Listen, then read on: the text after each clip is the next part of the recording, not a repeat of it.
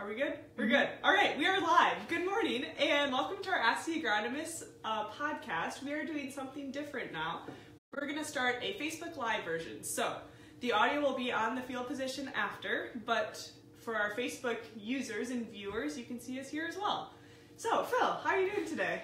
I'm doing just fine, Kyle. Good. Thanks. Maybe we ought to introduce ourselves. Phil?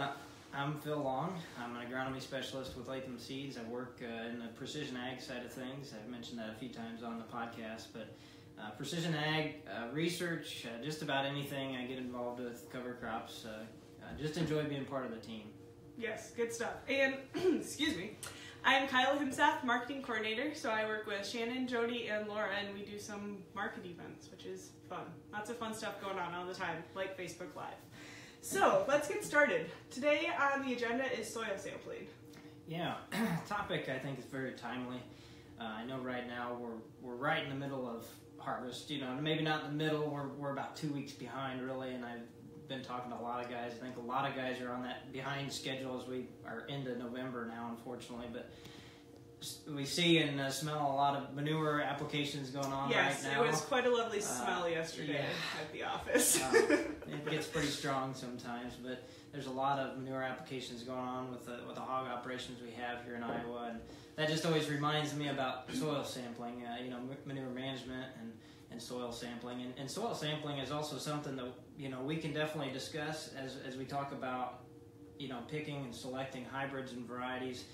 It's very important to understanding your baseline, in the field. Mm-hmm. That's really where we start when we talk about field by field and our seed to soil programs. That's the ground level. So yeah, soil sampling is extremely important. It's something right now a lot of guys are having done, a lot of guys are thinking about. So just wanted to talk a little bit about soil sampling today and maybe some different things to keep in mind. Mm-hmm. So that leads us into the first topic.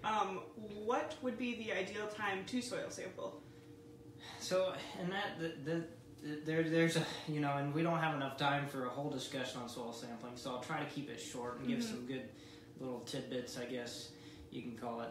But as far as timing, the fall to me is probably one of the best times to soil sample. Spring is also great. You got to remember that in the spring, some of those values, pH and so forth, are going to be a little bit depressed. Over the winter time, the microbial activity is not working as much. Those little things in the soil, all those little bugs and insects and microscopic things are not moving because it's so cold. Mm-hmm. So some of those things will be depressed.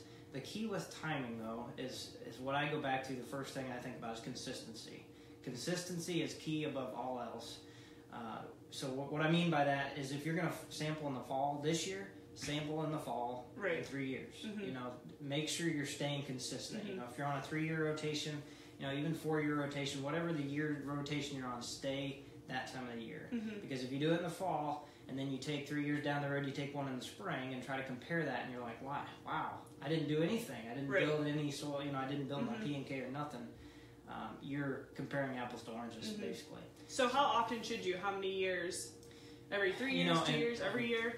And as we get, and I'm on the precision side, and so, a lot of guys, as they get more precise with, technology and stuff, that comes up a lot more. Right. It used to be every 3 to 4 years, and we're still kind of in that. A lot of guys are trying to do every 2.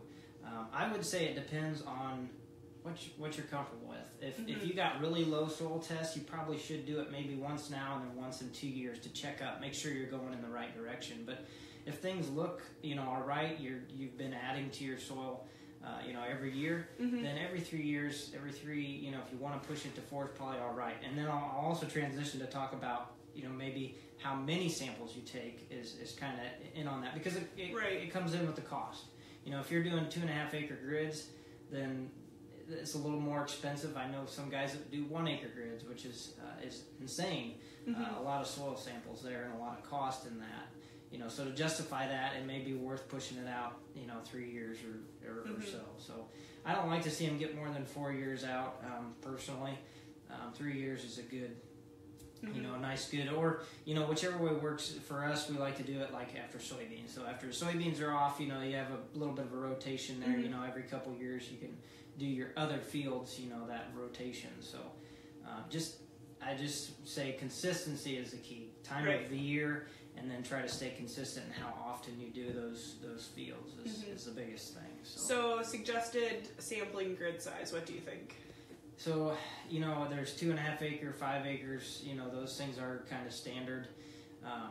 2.5 acres is great, and there's a huge debate right now in the soil fertility side of things. It's been going on for a while in terms of how to sample. And so there's grid, 2.5 acre, 5, whatever. You can do it any size you want, literally. And the benefit of grid is if you don't know the field very well, you can walk out there literally, especially with tools like we have now, and set a grid on that field. No, you don't have to know that much. You go out, go to your point, and take a sample. Right. Versus the other side, which is zone sampling. Okay. And so zone sampling basically refers to sampling within areas of the field that are similar in productivity and attributes within that zone that are similar. So, whether it's you're a lot of times, and the reason why zone has become so popular now, because before we used soil maps, the things that were created 40, 50 years ago, and they're just not, they weren't meant to be that accurate. So now we have yield data. We have multiple years of yield data, normalized yield data we can use. We have imagery.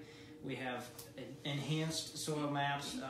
We have electrical conductivity. You can pull through a field and really nail down those areas. And that helps us to find those zones better so that you know exactly where you're at. And the next thing is it's not terribly complicated, and a lot of times guys, the farmer isn't doing the sampling, but, if you go out there to understand this, you can pull some soil cores and look at them, and look at them within those zones, and it's obvious. Because you'll have zones that, if you go down 18 inches or something just to see, you're going to have very similar characteristics within that zone. And then you move, to another area of the field that's maybe a sandier or a droughty area or something, that is going to be totally different. So it gives you kind of that perspective too on the landscape position and soil types. So and this, as we talked last week, the precision ag side of it, this would be like a layer in your decision making. Yeah, I just mentioned all those things there. One thing I left out was topography, and that's probably one of the biggest. Because where you're at in the landscape, really, we're here in central Iowa.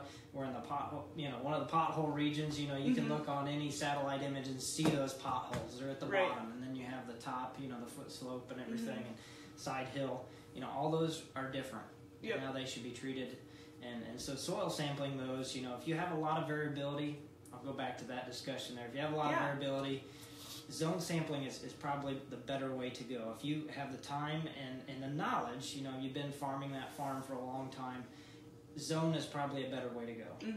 Because like I said before, grid, it's foolproof, and you get a really good amount of information out there every so many feet. If you're 2.5 acres, every 330 feet, you're poking a sample, basically, or getting a sample. So that's nice. And the other reason that grid is really helpful, some people do a combination, grid and zone. So they'll do grid for like pH, so that you have all those points for your pH, and then do zone for maybe other things. And zone's also really good for the mobile nutrients like nitrogen and sulfur, monitoring those as we get more and more critical in the nitrogen issues and stuff in the environment. So makes perfect sense. So I guess that's my take on those two. Just a few little things to think about. Neither one is bad. I hear a lot of people argue one side or the other. It's not. It's not one side or the other. It's what fits your farm, what fits that field the best. And if you have a lot of history with that farm and you've been farming it for a long time, you can, with those layers that we could help you with, on the precision ag side, you can definitely build a really great zone map. And then that rolls into the other stuff of precision, planning variable rate populations or variable rate fertility and so forth too. So just starts that process. Right. Lots of good stuff going on. Yep. All right. Anything else you'd like to add? Well, I was going to mention since I brought our field by field charts. Yeah, our book here. You're open to the soybean page there, and we've got within our guides here we have the placement charts, and that goes right along with what we're talking about. And you can look at the characteristics under each hybrid and each variety. Also speak really well to that. But you can look at these, and this tells you right here. Highly productive. Average or less, more stressed areas of the field. Which hybrids, which varieties in your case sit better in those places, because there's only a few that do well in all combinations. And that's why we do it field by field, because we want you to understand, the farmer to understand, that the genetics play a huge role in how that plant responds throughout the season. So this is a great resource or reference tool for farmers and our dealers and so forth to look at, and then you can kind of dive in more in the back and then go into diseases and so forth. But, right, and even further on the website. Yes, exactly. Yeah, lots of information. But from there, you can dive into, flex, steer, and determinant, looking at maturities and all those kind of things, defensive, offensive, hybrids, and so forth. So yeah, that really plays into the like I was saying earlier, the baseline for selecting products on your farm is really starting at the soil level, the ground level, and that's where we start with field by field. Which is a great place to start now for those who haven't started yet. Exactly. Yep. Good time to start. All right. Well, anything else?